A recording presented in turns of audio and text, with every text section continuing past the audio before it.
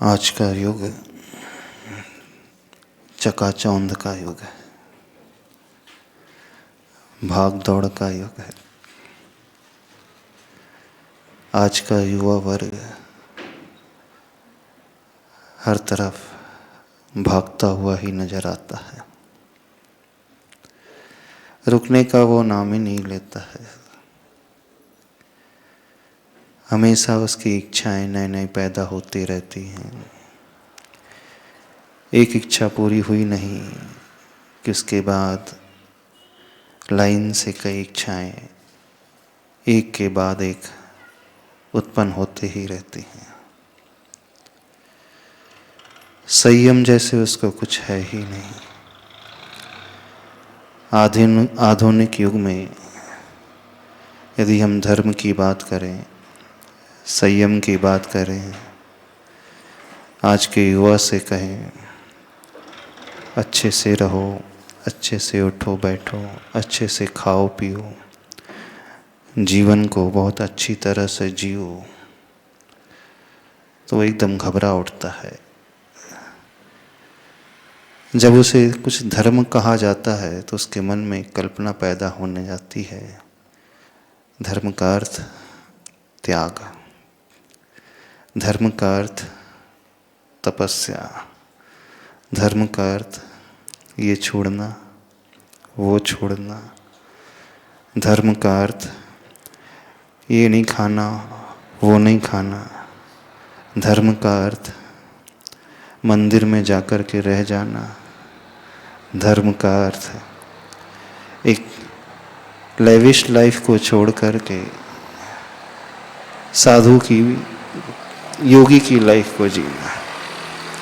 ऐसा ही प्राय हर युवा सोचता है, उसकी दृष्टि ऐसी ही बन गई है। प्रश्न ये उठता है, ऐसी दृष्टि क्यों बनी है?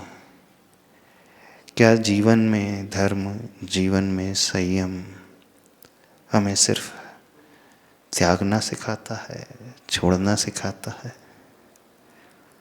नहीं, बिल्कुल ऐसा नहीं।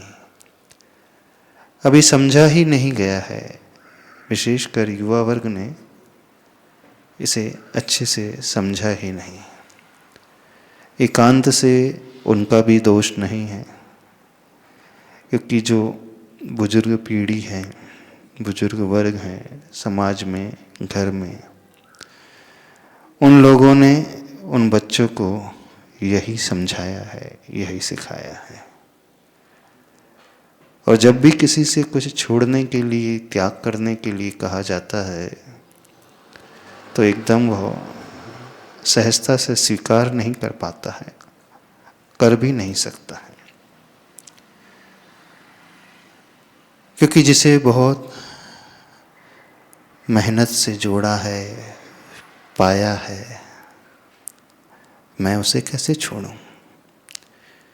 और जिसे भोगने में जीवन आनंद से भर उठता है, एक प्लेजर आता है, सुख मिलता है, मैं उसे क्यों त्यागूं? दृष्टि तो यही कहती है, क्योंकि उसने जो सुख माना है, आनंद माना है, इंद्रियों के उन विषयों में ही तो आनंद माना है।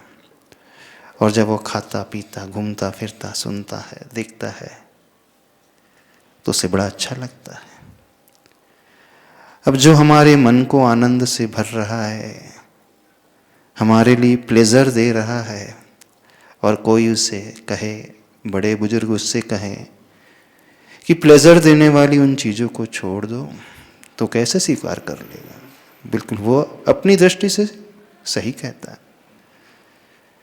क्योंकि जो वस्तु छूट जाएंगी, वो सुख सुविधाएं छूट जाएंगी, तो जीवन में कष्ट रहेगा। और मैं कष्ट तो चाहता ही नहीं हूँ। मैं क्या चाहता हूँ? जब तक जीना सुख से जीना, ऐशो आराम से जीना, कोई चिंता नहीं, कोई टेंशन नहीं। उसी में तो लाइफ का आनंद है। बाकी क्या है? बोरिंग लाइफ, ये त्याग करके रहना, एक स्थान में रह जाना, सीमाओं से बंद करके रह जाना, ये नहीं करना वो नहीं करना, ये भी कोई लाइफ होती है? यही धारणा है ना। तो उन्हें यही समझाया गया है या उन्होंने यही देखा है।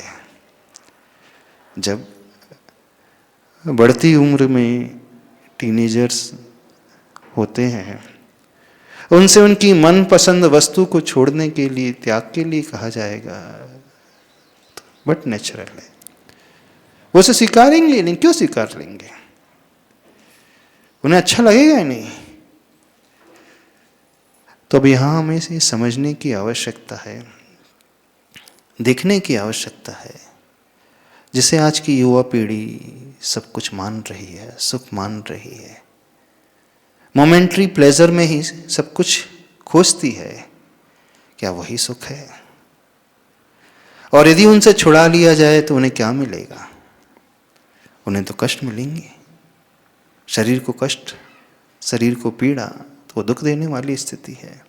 तो वो क्यों स्वीकारेगा आपकी बात को, बड़े बुजुर्गों की बात को, उन लोगों की बात को क्यों स्वीकारने लगेगा? कैसे मान लेगा? वो लेट नाइट पार्टीज करता, उसे बड़ा अच्छा लगता है, घूमने फिरने जाता है, दिन भर मोबाइल में लगा रहता, उसको बड़ा अच्छा लगता है, मनपसंद मूवी देखने के लिए जाता है, हिल स्टेशन में जाता है, उसे बड़ा अच्छा लगता है, मनपसंद जो है इच्छा वो खाता है, पीता है, जो भी मन कह रहा है, मीठा है, नमकीन है, वो खाता है, उसे सुख मिलता है। जब उसे प्रत्यक्ष में स्पष्ट रूप से दिख रहा है कि जो मैं अपनी लाइफ में कर रहा हूँ, मेरी हर एक्टिविटी मुझे एंजॉय से भर रही है, आनंद से भर रही है, तो मैं उसे क्यों छोड़ूं?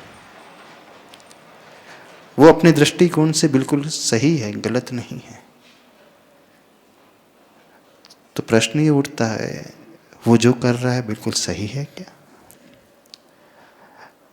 अब जब हम शास्त्र पढ़ते हैं, बड़े बुजुर्गों के अनुभव को सुनते हैं, तो वहाँ तो ये लिखा गया है, वहाँ तो ये बताया गया है, इसमें आनंद नहीं, इसमें सुख नहीं, इसके त्याग करोगे तो आपको भविष्य में बहुत कुछ मिलेगा। जीवन में कुछ संयम का पालन कर लोगे तो आने वाले भाव में तुम्हें ये मिलेगा, स्वर्ग मिलेगा, और स्वर्ग में जाओगे वहाँ भिन्न भिन्न प्रकार की भोग सामग्री मिलेगी, अप्सराएं मिलेंगी, तो वहाँ पे भी तो वही मिलने वाला है। अब वो भविष्य में मिलेगा, कम मिलेगा, मिलेगा नहीं मिलेगा, उसका क्या भरोसा? और उसको पाने के लिए मैं वर्तमान के आनंद को क्यों छोड़ूं? ऐसे ही है। तो पहले तो उसे विश्वास ही नहीं होता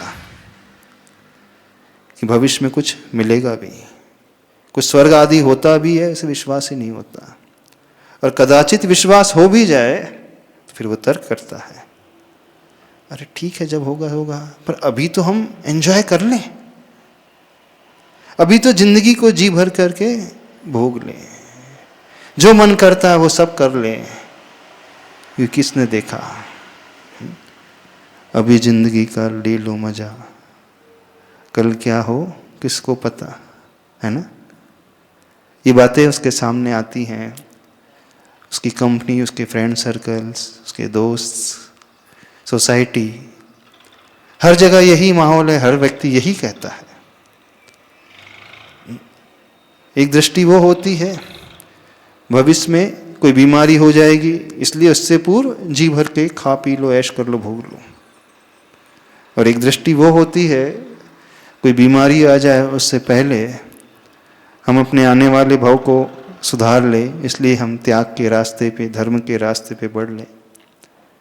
परिस्थिति एक ही है, लेकिन उसी परिस्थिति को देख करके एक व्यक्ति जी जान लगा करके भोगों में डूब जाता है और दूसरा व्यक्ति भोगों को छोड़कर योग की दिशा में कदम बढ़ा लेता है।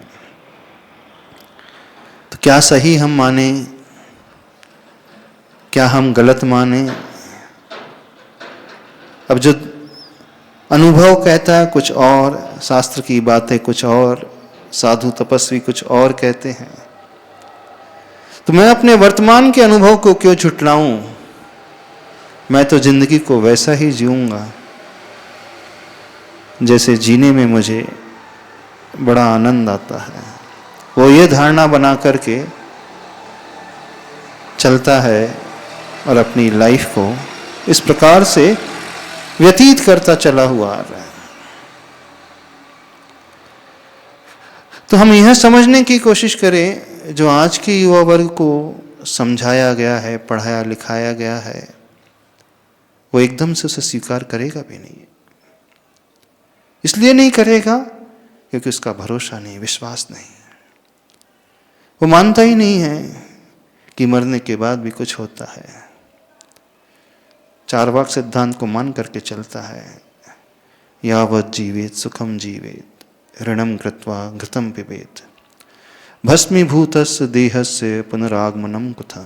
जब तक जियो सुख से जियो। ऋण लेकर के, कर्ज लेकर के, लोन पर घी खाओ नहीं, घी पियो। बोले क्यों? बोले किसने देखा है मरने के बाद ये शरीर जब जल जाता है फिर से पुनर्जन्म होता है? कौन जानता है, कौन मानता है, कौन इस पर विश्वास करता है? हमारा तो विश्वास इस पर ही है जो सामने दिख रहा है, जो हमारी आंखों के आगे प्रत्यक्ष हो रहा है। हम तो उसी को मान करके चलेंगे। मरने के बाद ये आत्मा कहीं और पहुंच जाती है, कोई और शरीर को धारण कर लेती है।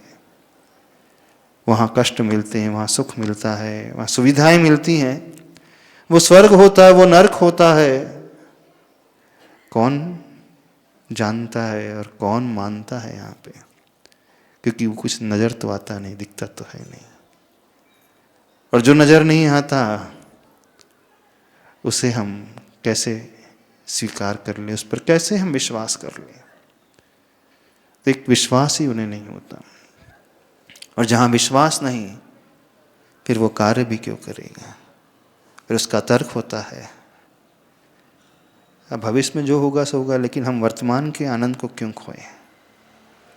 कहीं ऐसा ना हो आप लोगों के कहने पर हम सब छोड़ छाड़ दें, त्याग कर दें। अभी का सुख भी गया, ऐन्द्रिक सुख भी गया, खाना पीना घूमना फिरना, और भविष्य में कुछ हो ना हो कौन जाने। तो भविष्य का कुछ आता पता है नहीं, आने वाले संसार का, आने वाले भाव का कोई आता पता नहीं है। तो वर्तमान का भी गया और भविष्य भी गया। तो कम से कम जो है एटलीस्ट उसे तो हम एंजॉय कर ही लें, है ना? आप लोगों की भी यही धारणा है ना? कुछ लोग गर्दन हिला रहे, नहीं हमारी ऐसी धारणा नहीं है। ये लोग हैं जिन्होंने अपनी पूरी युवावस्था की लाइफ जी ली है ना? उस जीवन को जिन्होंने अच्छे से जी लिया है, अब वृद्धावस्था में आ गए हैं, अब ढलती उम्र है। ढलती उम्र में तो व्यक्ति वैसे विश्वास कर लेता है, उसकी चिंता लग जाती है, भैया शास्त्र की तो मान ही लो, क्योंकि अब जो होना तो वो तो बीत ही चुका, हो चुका है, हम कर चुके हैं। यदि कथनचित शास्त्र की सही निकल गई, कथनचित गुरु की बात सही निकल गई, तो आने वाला संसार, आने वाला भाव तो अच्छा हो जाएगा। उम्र दराज में आने पर तो बहुत सारे लोग शास्त्र को मान ही लेते हैं। जब वो अपनी पूरी लाइफ जी लेते हैं उसके बाद तो आसानी से स्वीकार कर ही लेते हैं, क्योंकि अब उनके जीवन में वो उनका सूर्य ढलता हुआ है। अब ढलते हुए सूर्य में क्या होना चाहिए? तो ढलते हुए सूर्य में ढलना तो निश्चित है, तो क्यों ना ऐसा किया जाए, अस्त होने के पूर्व ही, ढलने के पूर्व ही हम आने वाले समय की तैयारी कर लें। इसलिए वो त्याग देते हैं, धर्म को अपना लेते हैं, जीवन में कुछ संयम को धारण कर लेते हैं। लेकिन जो चढ़ता हुआ सूर्य है, जो जस्ट उदय को प्राप्त हुआ है, उसके पास पूरा समय है, पूरी जिंदगी है, वो आसानी से मानेगा नहीं, इसलिए वो कुछ करता नहीं। एक तो दृष्टिकोण ये हो जाता है। अब थोड़ा सा हम यह समझने की कोशिश करें, क्या वास्तव में वो स्वर्ग आदि होता भी है कि नहीं, नरक आदि होता भी है कि नहीं? दिखाया तो जा नहीं सकता, कोई हाथों में रख करके आपको बता नहीं सकता कि देखो ये स्वर्ग है, ये नरक है, ये सुंदर सुंदर अप्सराएं, ये नरकों के कष्ट है, इसलिए तुम्हें ये गलत कार्य नहीं करना है, पाप नहीं करना है, किसी को पीड़ा नहीं पहुंचाना है, जिंदगी को व्यवस्थित तरीके से जीना है। ना हम नरक को हाथ में रख करके दिखा सकते हैं, ना ही हम स्वर्ग को हाथ में रख करके दिखा सकते हैं। बिल्कुल कोई नहीं दिखा सकता है। इवन तीर्थंकर भगवान भी आ जाए, सर्वज्ञ भी उतर करके आ जाए, सर्वज्ञ भी हाथ में रख करके स्वर्ग और नरक को नहीं दिखा सकता। कि जो है वो तो वैसा ही रहेगा। जीवन की यात्रा की, सही जीवन की यात्रा की शुरुआत उस विश्वास से होती है। अब तर्क ये उठता है, हम क्यों विश्वास कर लें, हम क्यों मान लें, कैसे मान लें, किसकी मान लें? क्योंकि सारी दुनिया जो कह रही है, विज्ञान जो कह रहा है, नए नए इन्वेंशंस कह रहे हैं, नए नए आविष्कार प्रतिदिन हो रहे हैं, नई टेक्नोलॉजीज आ रही हैं, और हर नई टेक्नोलॉजी एक एक नई नई सुविधाएं दुनिया के सामने ला करके रख रही हैं। पिछले 10-20 वर्ष में जो ड्रास्टिक चेंजेस आए हैं टेक्नोलॉजी को लेकर के, शायद उतनी कल्पना तो साइंटिस्ट ने भी कभी नहीं की होगी। इतनी जल्दी दुनिया इतनी तेजी से बदल जाएगी।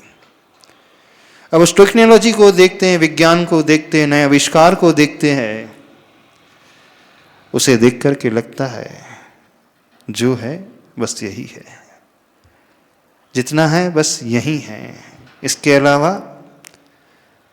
कहीं और नहीं, और भविष्य में कहीं और नहीं।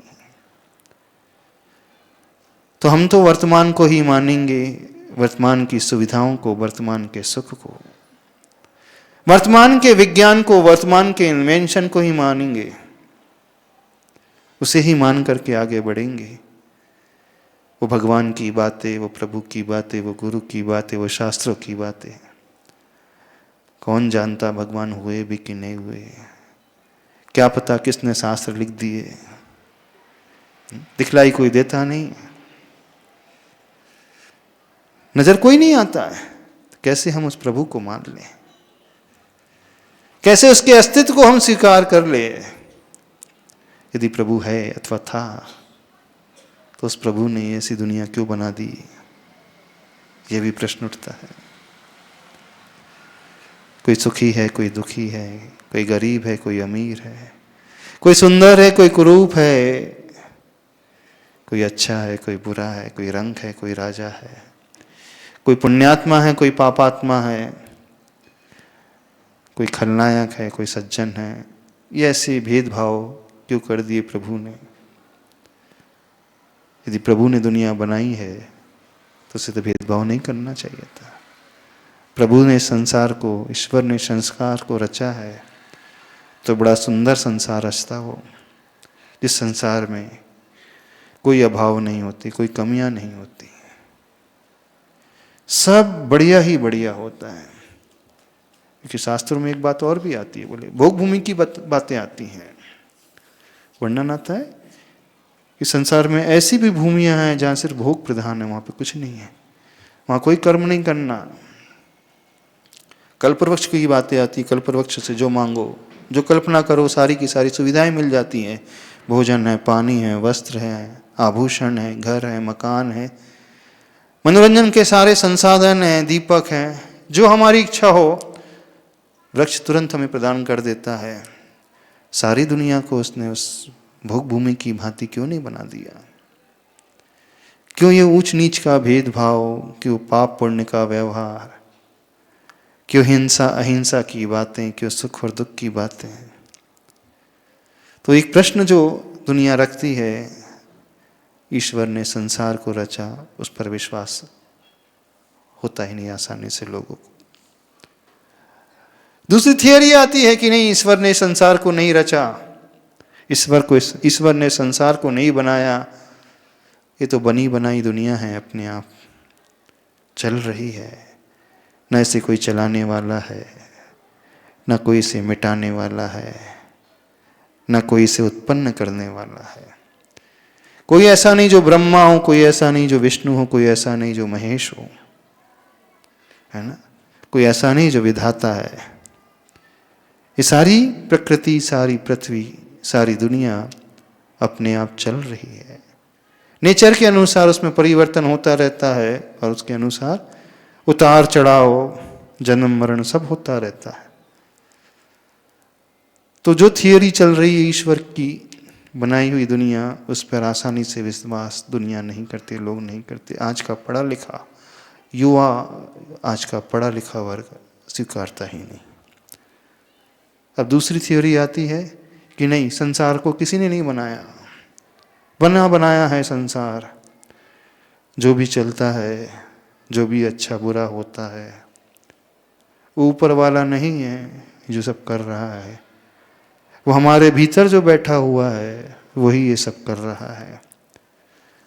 हमारी आत्मा ही है, हमारे भाव ही हैं, हमारे परिणाम ही हैं, हमारी इच्छाएं ही हैं। उस इच्छाओं के अनुरूप हम चलते हैं और संसार में सारे कार्य करते हैं, कर्म करते हैं।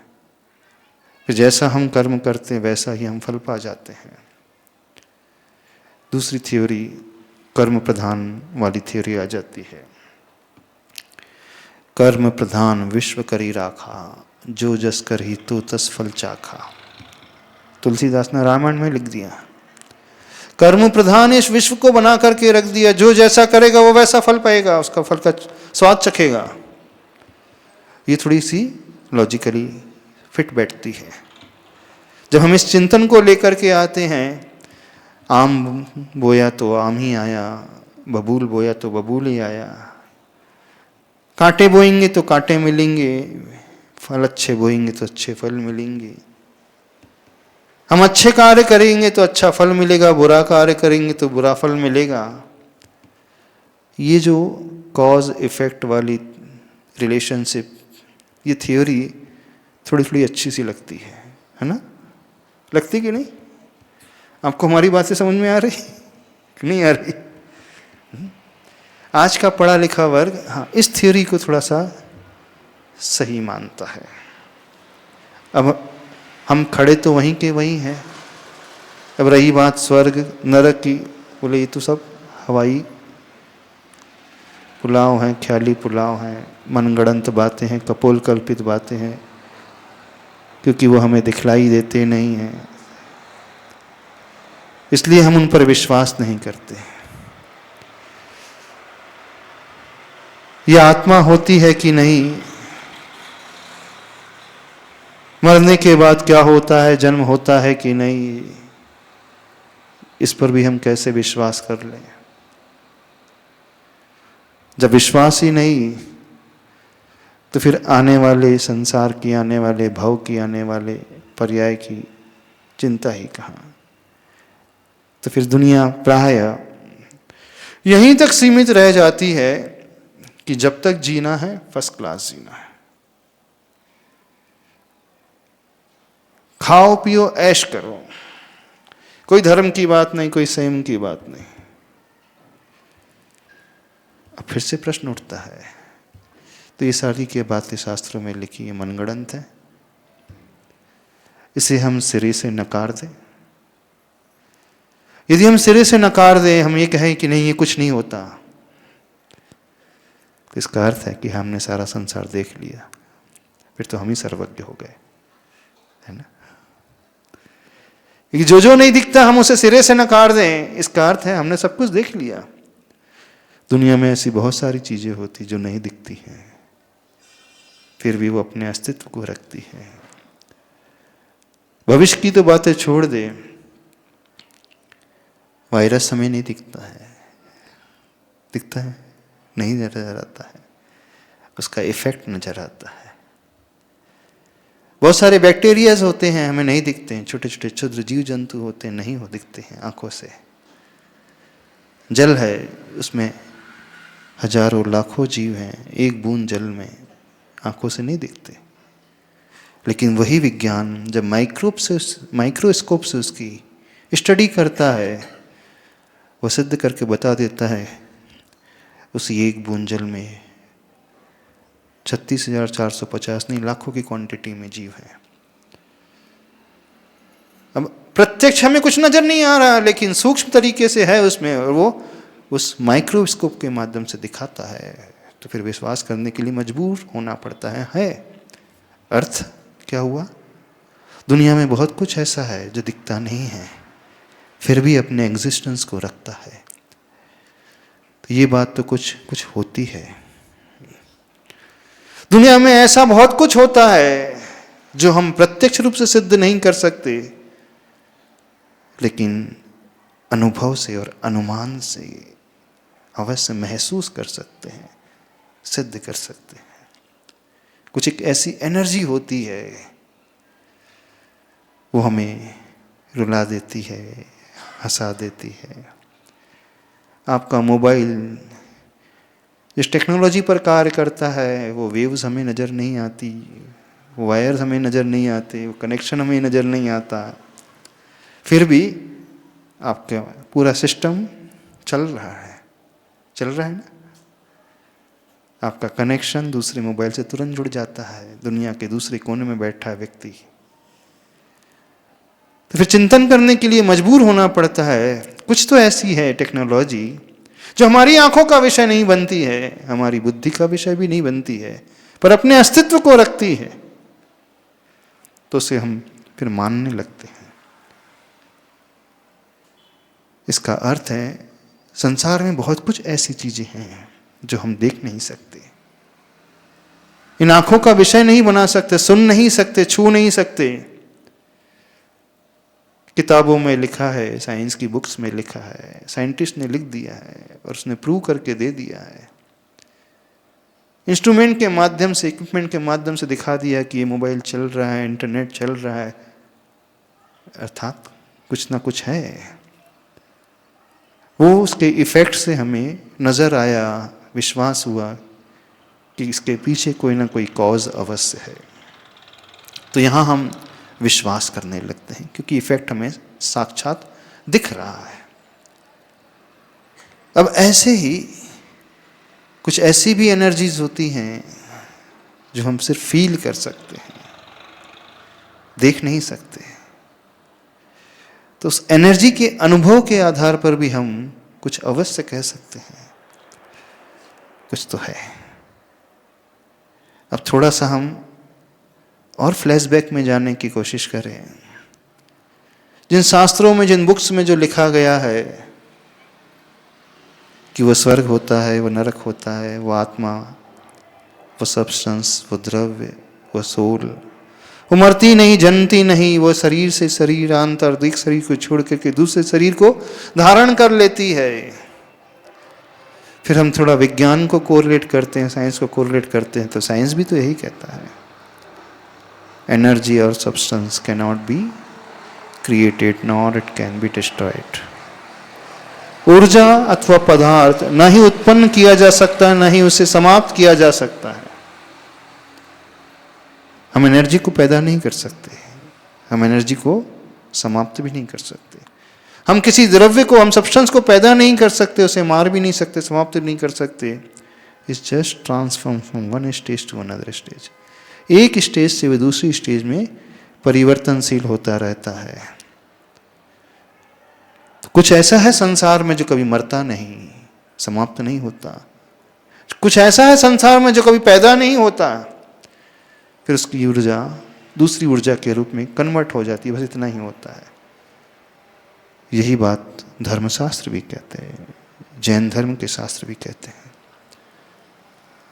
वो कुछ है हमारे भीतर जो हमें चलाती है, जो हमें महसूस कराती है, जो हमें दिखाती है संसार को, जो हमें सुनाती है, जो स्वाद लेती है, जो सुनती है। क्या है वो? एक चेतना की ऊर्जा, उसे शास्त्रों में कहा है आत्मा, सोल। वो एक सब्सटेंस, एक द्रव्य है। वो द्रव्य कहीं से पैदा नहीं हुआ है। माँ बाप के मिलने से वो आत्मा पैदा नहीं होती है। हाँ, वहाँ से एक उनके मिलन से सिर्फ एक प्लेटफॉर्म तैयार होता है जहाँ से ग्रोथ शुरू हो जाती है, सेल्स दूसरे सेल्स में मिल करके और डिवीज़न सब डिवीज़न होते हुए एक बॉडी को बनाते चले जाती है। हाँ, बॉडी का बनना, बॉडी की ग्रोथ होना, सेल्स की ग्रोथ होना वो तो दिख रही है, लेकिन उस सेल्स की ग्रोथ एक स्टेज पर आकर के रुक जाती है, वो बॉडी एक स्टेज पर आकर के रुक जाती है, वो शरीर बन जाता है, एक सीमा तक बढ़ता है, वहीं रुक जाता है। पर उस शरीर को चलाने वाला कोई है। जब दुनिया कहती कि व्यक्ति मर गया, जो अभी तक चलता फिर रहा था, हंसता बोलता था, वह अचानक शरीर वैसा ही लिए हुए लेकिन पड़ा हुआ है। हाँ, हम अपने शरीर को देख करके ये अंदाज नहीं लगा सकते कि हमारा जन्म अथवा हमारा मरण हुआ है, हो रहा है, लेकिन दूसरे के शरीर को देख करके तो अनुमान अवश्य लगा सकते हैं, ये मर गया। मर गया अर्थात इसके भीतर था कुछ आत्म तत्व, वो चला गया, शरीर यहीं पड़ा रह गया। दूसरे की मृत्यु को देख करके व्यक्ति ये समझ सकता है कि शरीर को चलाने वाला कोई और भी है जो अदृश्य है। जैसे वो वेव्स तरंग या अदृश्य रहती हैं, लेकिन आपके हार्डवेयर को चलाती हैं। वो सॉफ्टवेयर कभी नज़र नहीं आता। आता है? आईटी प्रोफेशनल इतने सारे हैं, कभी आपको सॉफ्टवेयर नज़र आया? और आप दिन रात काम करते रहते हो आईटी इंडस्ट्रीज में, कभी किसी ने देखा सॉफ्टवेयर? बताइए। आपको लैपटॉप नज़र आता है, आपका कंप्यूटर नज़र आता है, स्क्रीन नज़र आती है, उसकी वायरिंग नज़र आ रही है, स्क्रीन सब कुछ नज़र आ रहा है, कभी वो सॉफ्टवेयर? और आप उसी में काम कर रहे हो, दिन भर करते हो। क्या करते हो आप उसमें? क्या आप चेतना का निर्माण कर रहे हो? पर सारा सिस्टम उस सॉफ्टवेयर पर चलता है ना। दिखता हार्डवेयर है, सॉफ्टवेयर नजर नहीं आता, लेकिन हार्डवेयर की कोई वैल्यू नहीं होती है। सारी वैल्यू, सारी कीमत है मुख्य रूप से सॉफ्टवेयर की। सॉफ्टवेयर सही है तो सिस्टम भी पूरा सही ऑपरेट होगा। सॉफ्टवेयर में थोड़ा सा भी कुछ प्रॉब्लम हो जाए, कहीं से वायरस आ जाए, तो पूरा का पूरा सिस्टम बंद हो जाता है। कुछ ऐसा है जो दिखलाई नहीं देता है, लेकिन ऑपरेट वही कर रहा है ना। ऐसे ही कुछ ऐसा है हमारे भीतर जो नजर नहीं आता, लेकिन सब कुछ चला वो रहा है। बस उसके ऊपर हम विश्वास करना सीखे। पहले दुनिया की सारी बातों को हम बड़े इजीली विश्वास के योग्य बना लेते हैं, स्वीकार कर लेते हैं, लेकिन जब हम अपनी बात को लेकर के चिंतन करते हैं, अपनी आत्मा को लेकर के चिंतन करते हैं, इस पर विश्वास आसानी से दुनिया नहीं करती है। और वही मानती है जब तक जियो तब तक अच्छे से रहो, खाओ पियो ऐश करो, फिर मरने के बाद किसने देखा है? हाँ, मरने के बाद ठीक है, शरीर तो यहीं पड़ा रह जाता है, पर कुछ ऐसा है जो उसके भीतर पहले था, भविष्य में रहेगा, पर वो कहीं और दूसरे रूप में रहेगा, दूसरे शरीर को लेकर के रहेगा। अब यदि इस आत्मा को दूसरा शरीर मिलेगा, वो कौन सा शरीर मिलेगा, कहाँ मिलेगा, किस प्रकार का मिलेगा, ये डिसाइड करने वाला कौन? ये डिसाइड करने वाला हमारा अभी का किया हुआ कर्म, हमारे अभी की हुई अच्छी क्रियाएं, अच्छी एक्टिविटीज। यदि हम उसे पाप के रूप में करेंगे, अशुभ के रूप में करेंगे, पीड़ा को देने वाले के रूप में करेंगे, तो निश्चित रूप से हम कुछ इस प्रकार की वर्गणाओं को, इस मटेरियल को अट्रैक्ट करते हैं जो हमारे लिए भविष्य में उसी निगेटिव एनर्जी को देने वाला हो जाता है। और यदि हम मानवता के योग्य कार्य करेंगे, ह्यूमैनिटी वाले, पुण्य वाले, धर्म वाले, ईमानदारी के, सत्य वाले, अहिंसा वाले, करुणामय, संवेदनाओं से भरे हुए, सिंपैथी एम्पैथी वाले, किसी के जीवन में काम आने वाले, तो वो अच्छे कर्म उस अच्छी एनर्जी को ही अट्रैक्ट करने वाला होगा, अच्छी वाइब्रेशन को अट्रैक्ट करेगा। और वो अच्छी वाइब्रेशन कर्म के रूप में कन्वर्ट होकर के सोल से, इस आत्मा से लग जाती हैं, और वो ही भविष्य में डिसाइड करती हैं कि यह सोल कहाँ जा कर के पैदा होगी। जिसके भीतर पॉजिटिव वाइब्रेशन है वो ऐसे एटमॉस्फेयर को अपने आप ढूंढ लेगी, खोज कर लेगी। और जहां अच्छा वातावरण मिलता, अच्छा एनवायरनमेंट मिलेगा, उन्हें अपने आप सारी अनुकूलताएं मिलेंगी। उसी का नाम शास्त्रों में लिख दिया गया, वो स्वर्ग है। और जहां पूरी नेगेटिव वाइब्रेशन मिलेंगी, जो आपको पीड़ा पहुंचाएंगी, कष्ट देंगी, ऐसा एनवायरनमेंट जहां होगा, इस प्रकार के जीव मिलेंगे, इस प्रकार की परिस्थितियां मिलेंगी, उसी का नाम नरक है। वो तो एक प्रकार का नाम हो गया, पर यदि हम इस कंसेप्ट को समझने की कोशिश करें कि ऐसा होता है, तो व्यक्ति को थोड़ा थोड़ा विश्वास होना शुरू हो जाएगा। हाँ, कुछ तो है। कुछ क्या है? कुछ और नहीं है, वो हमारे किए हुए कर्म है। जैसे हम करेंगे वैसा ही फल हम पाएंगे। As you we sow, so will we reap. जैसा हम बोएंगे वैसा ही हम काटेंगे। अब ऐसा विश्वास थोड़ा थोड़ा समझ में आने लगता है, पैदा होने लगता है। अब जब ये विश्वास पैदा होगा, तब व्यक्ति अपने जीवन को कुछ व्यवस्थित बनाने की शुरुआत करेगा, अपने जीवन में कुछ अच्छा करने की शुरुआत करेगा। जिसे हम कह रहे हैं कुछ अच्छा करने की शुरुआत, उसी का नाम एक प्रकार से धर्म हो गया। उसी का नाम एक प्रकार से अच्छी एक्टिविटीज़ हो गई। उसी का नाम एक प्रकार से अपने आप को व्यवस्थित, संयमित बना करके रहना हो गया। तो इस बात को हम समझने की कोशिश करें। दुनिया में अधिकतर लोग अधर्म की ओर क्यों भागते हैं, पाप की ओर क्यों भागते हैं, गंदगी की ओर क्यों भागते हैं?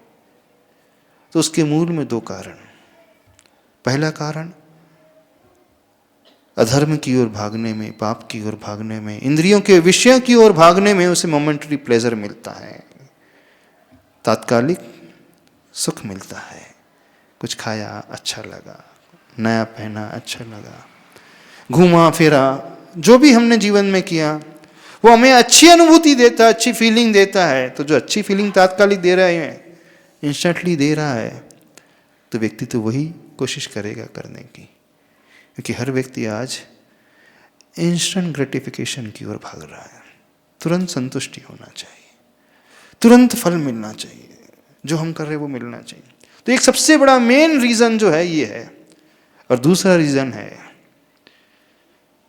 जो प्राय वो चारों तरफ के एनवायरनमेंट को देखता है, उस प्रकार के लोगों को देखता है, सबके मुख से सुनता है, किसने देखा दुनिया में मरने के बाद क्या होता है। इसलिए जो दिख रहा है बस उतना ही है। जब तक दिखता है तभी तक है। तो खाओ पियो, ऐश करो, फुल्ली एंजॉय करो। एक तो स्वयं की धारणा और दूसरी चारों तरफ सराउंडिंग की धारणा है। सराउंडिंग की धारणा उसे और मजबूत बना देती है गलत दिशा की ओर जाने के लिए, पाप की ओर जाने के लिए, इंद्रियों के विषयों में डूबने के लिए प्रेरित करती हैं। एक तो स्वयं के संस्कार अनादिकाल के हैं उसके, न केवल संस्कार बने हुए हैं, बल्कि जो भी वो कुछ कर रहा है तात्कालिक उसे इमीडिएटली सुख भी आभास के रूप में देता है। तो उसका विश्वास होता है। और उसके साथ आसपास की कंपनी, आसपास के लोग इस प्रकार का एनवायरनमेंट प्रोवाइड करा देते हैं, हाँ जो तुम कर रहे हैं बिल्कुल सही कर रहे हो, तो वो और मजबूत हो जाता है। फिर उससे कहो छोड़ना है, त्याग करना है, मानेगा नहीं। वो अपनी धारणा पर बड़ी मजबूती से चल रहा है। तो यदि हम अपने जीवन को बदलना चाहते हैं, आज के समय में अपने आप को व्यवस्थित बनाना चाहते हैं, तो पहले इस बात को हमें समझना होगा, जिसे हम सब कुछ मान रहे हैं वही सब कुछ नहीं है। बहुत कुछ ऐसा है जो हमारे ज्ञान के परे है, पर उसका अस्तित्व होता है।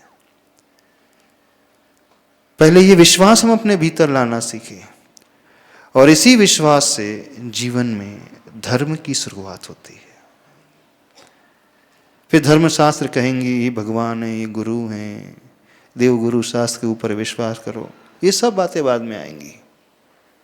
पहले तो ये विश्वास आना चाहिए कि मैं था, मैं हूं और मैं रहूंगा। मैं कल भी था, मैं आज भी हूं, मैं कल भी रहूंगा। मैं वो नहीं हूं जो दिख रहा हूं, मैं वो हूं जो अदृश्य हूं। मैं उस आत्म तत्व को लेकर के चलने वाला हूं। मुझे किसी ने पैदा नहीं किया है, सृष्टि को किसी ने पैदा नहीं किया, संसार को किसी ने बनाया नहीं है, ईश्वर नहीं है। मैं स्वयं से बना बनाया हूं। ये विश्वास उसे लाना होगा। फिर मैं जैसा करूंगा वैसा फल मुझे मिलेगा, ये विश्वास उदय हो जाएगा। तो वहां से जीवन सही दिशा में आना शुरू होता है। तीसरी बात, जिससे वो सब कुछ मान करके चल रहा है, जिस सुख को वो, जिस आनंद को, जिस प्लेजर को सब कुछ मान करके चल रहा है, थोड़ा सा ठंडे दिमाग से सोचने की कोशिश करेगा तो उसे बात समझ में आ जाएगी। जिसे मैं आनंद मान रहा हूं, यदि वो आनंद होता तो समाप्त क्यों हो जाता?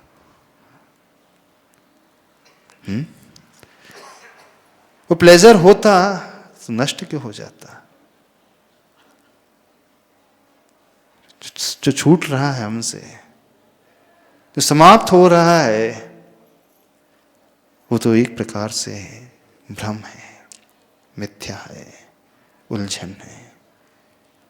इसलिए संसार को कहा एक संसार एक मिथ्या है। मिथ्या वो कहलाता है, भ्रम वो कहलाता है जो दिखता है पर होता नहीं।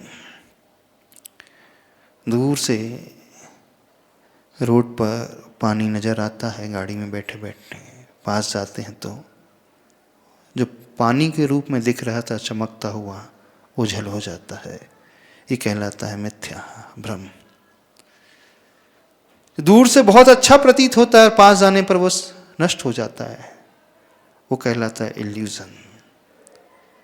जो समाप्त हो जाता है, होता नहीं, वास्तविकता को लिए नहीं होता है पर ऐसा प्रतीत होता है, वो भ्रम कहलाता है।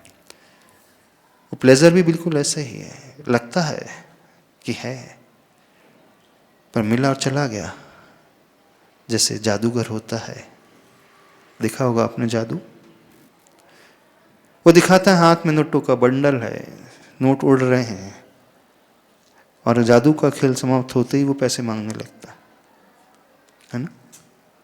जिसके हाथ में भी हजार हजार के नोट थे, अब वो सबसे 1-1 रुपये, 2-2 रुपये, 5-5 रुपये मांग रहा है। बड़ा आश्चर्य होता है। क्यों? जब हजारों के नोट का बंडल उसके पास था ही, तो मांगने की क्या आवश्यकता थी? सीधे बंडल के बंडल पैदा करता, अपने पास रख लेता।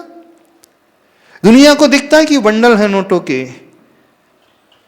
पर पास जाते ही वो समाप्त हो जाते, ओझल हो जाते हैं। इसे कहा जाता है इल्यूजन, भ्रम, मिथ्या। तो संसार जिसे प्लेजर मान रहा है, सुख मान रहा है, आनंद मान रहा है, वो उस इल्यूजन से बढ़कर के और कुछ नहीं। जब ये बात हमें समझ में आने लगेगी तो हमारा मन कहेगा कि नहीं, कुछ तो ऐसा है जो इससे हट कर के है। उसकी खोज में, उसकी तलाश हमें अवश्य करना चाहिए। चौथी बात और कहना चाहते हैं, जिसे हम प्लेजर मान रहे हैं, वो प्लेजर कहाँ है, सुख कहाँ है? वो तो दुख का घटना है ना। हमें भूख लगी, हमने भोजन कर लिया। भूख लगने पर हमारे भीतर इच्छा पैदा हुई थी, दुख पैदा हुआ था। भोजन करके हमने उस दुख को समाप्त किया। हमने माना कि सुख है, पर वो सुख कहाँ था? प्यास लगी, पीड़ा पैदा की। पानी पी करके प्यास शांत की, लगता है कि सुख है, पर वो पीड़ा का शांत होना है। फीवर आया, बुखार आया, हमने मेडिसिन ली। 104 डिग्री से फीवर उतर के, बुखार उतर करके 98 डिग्री आ गया। हमें लगता है कि हम सुखी हो गए हैं, तो वो मेडिसिन, वो दवाई सुख देने वाली है? नहीं, वो सुख देने वाली नहीं थी, वो दुख को कम करने वाली थी। बस ऐसा ही हाल सबके साथ है। जो भी हम चाह रहे हैं, अच्छा संसार चाहता है, जिसके पीछे वो भाग रहा है, उसे लगता है कि वो प्लेजर देने वाली, पर वास्तव में प्लेजर देने वाली नहीं होती है। वो हमारी हर पीड़ा को शांत करने वाली होती है। क्या अर्थ हुआ? जिसे संसार सुख मानता है वह सुख नहीं है, वह दुख को घटा रहा है। कहने में आता है वह सुख है। तो इसका अर्थ है कुछ ऐसी भी स्थिति होती है जहां व्यक्ति वास्तविक उस प्लेजर को पाता है, और वह स्थिति वो कहलाती है जब हमारे भीतर पीड़ा ही पैदा ना हो, जब हम बीमार ही ना हो। वो ज़्यादा अच्छा है कि बीमार होने के बाद दवाई खा करके स्वस्थ होना ज़्यादा अच्छा है? बताइए। बुखार ही ना आए हमें, वो ज़्यादा अच्छा है कि बुखार आने के पश्चात मेडिसिन खा करके 1 हफ्ते के बाद हम नॉर्मल हो जाए? वो ज़्यादा अच्छा है। बुखार ही ना आए तो ज़्यादा अच्छा है, बीमार ही ना होना ज़्यादा अच्छा है। तो जब बीमार नहीं हो रहे हैं, हम जब स्वस्थ ही बने हैं, तो वो ज़्यादा बेटर है वनस्पत अस्वस्थ होने के पश्चात दवाई खा करके पुनः स्वस्थ होना। तो दुनिया जिसे प्लेजर मान रही है वो प्लेजर नहीं है। वो पहले बीमार होती, फिर मेडिसिन खाती, फिर अपने आप को सुखी मानती। हर क्षेत्र में ये हो रहा है। जिस दिन हमें ये बात समझ में आ जाएगी कि हमारा ये प्रयास ऐसा है, तो ये भी समझ में आएगा जिसे हम सुख कह रहे हैं वो आभास है। इसे शास्त्रों में कहा है सुखाभास, इसे कहा है भ्रम। बस ये मूल जिसे समझ में आ जाए तो व्यक्ति अपनी दृष्टि को बदल ले। तो क्या ऐसी भी स्थिति को पाया जा सकता है? हाँ, बिल्कुल पाया जा सकता है। और उस स्थिति को दिलाने के लिए जीवन में धर्म की आवश्यकता होती है, संयम की आवश्यकता होती है। धर्म और वह संयम छोड़ने का नाम नहीं, त्याग करने का नाम नहीं है। धर्म और संयम जीवन में पाने का नाम है, उस स्थिति तक पहुंचने का नाम है जहां पहुंचकर कभी हम बीमारी ना पड़े, जहां पहुंचकर के हमारे भीतर कोई पीड़ा ही उत्पन्न ना हो, दुख ही उत्पन्न ना हो। हम हमेशा के लिए अपने में रहें, स्वस्थ रहें। जब व्यक्ति को ये समझ में आ जाएगा कि अच्छा इससे ये होने वाला है, फिर उससे कहना नहीं पड़ेगा कि आप ये छोड़ो, आप ये त्यागो। वो स्वतः ही अपने आप छोड़ेगा, त्यागेगा नहीं, वो उस रास्ते को अपनाएगा जिस रास्ते पे चल करके वो उस मंजिल को पा जाएगा, जिस मंजिल पे पहुंच करके वो कभी बीमारी नहीं पड़ेगा। बात को समझ में आ रही? नहीं समझ में आ रही? तो कैसे हम इस बात को अपने जीवन में लाएं, दुनिया के सामने, आज के युवा वर्ग के सामने रखें, आज की पढ़ी लिखी जनरेशन के सामने रखें। विडम्बना ये है कि सबने जो पुरुषार्थ किया है, सबने धर्म को बताने का जो काम किया है वो दूसरे एंगल से किया है। तुम्हें ये छोड़ना पड़ेगा, वो त्याग करना पड़ेगा, ऐसा रहना पड़ेगा। तो डर जाता है, अरे मुझे से छुड़वाया जा रहा है। नहीं, उससे तो कहने नहीं कि तुम्हें छोड़ना है, उससे तो सिर्फ ये कहना है तुम यदि उस स्थिति को पाना चाहते हो तो बस उसका रास्ता ये है। अब निर्णय आपका है, क्या करना है और क्या नहीं करना है। पढ़ा लिखा है, वह समझदार है, वो अपने आप सही निर्णय ले लेगा। ठीक है? तो धर्म अथवा जीवन को व्यवस्थित बनाना, संयम, ये पलवाया नहीं जाता है। व्यक्ति समझ करके स्वयं करने लगता है। तो हमें सिर्फ ये पुरुषार्थ करना है, वस्तु स्थिति को दुनिया के सामने रखना है। हमें कुछ त्यागना नहीं, छोड़ना नहीं, हमें तो अपनाना है। और अपनाने का भाव इसलिए कि वो हमें परमानेंट स्टेज तक ले जाएगा। इतना ही कहना पर्याप्त समझते। बोलिए आचार्य परमेष्टि गुरुदेव श्री विद्यासागर जी महाराज की जय हो।